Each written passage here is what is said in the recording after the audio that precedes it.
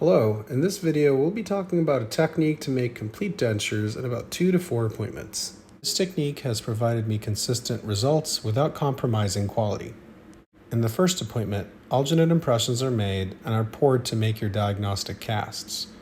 I use those to make these record bases, which are going to serve as both a record base and a final impression tray in one. I personally don't use any wax spacer, but I'm sure you can use a wax spacer if that's the technique you're used to. I start by making the final impression on the maxillary arch. In this case, I use PVS to make my border molding and final impression, but green stick compound can also be used for border molding.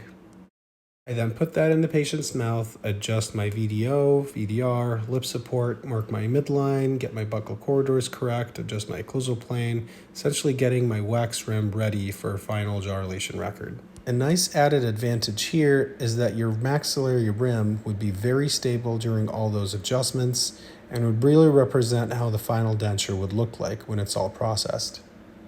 I then make a final impression of the lower arch using a closed mouth technique. In this picture here on the left, you could tell that there's some impression material underneath. That was during the final impression.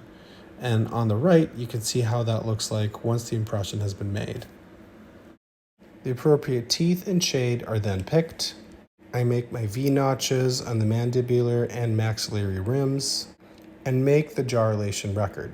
Like any gyrulation record, it's important to confirm reproducibility, and it's also important to check the posterior region to make sure it's free of contacts.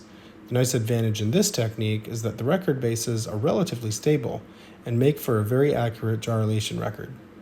All the previous steps were done during the patient's first or second appointment, depending on whether or not you wanted to pour and make your custom tray in the same appointment.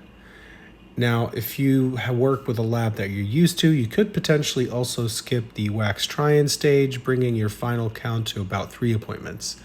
I typically still like to keep my wax try-in appointment, but that is a personal choice.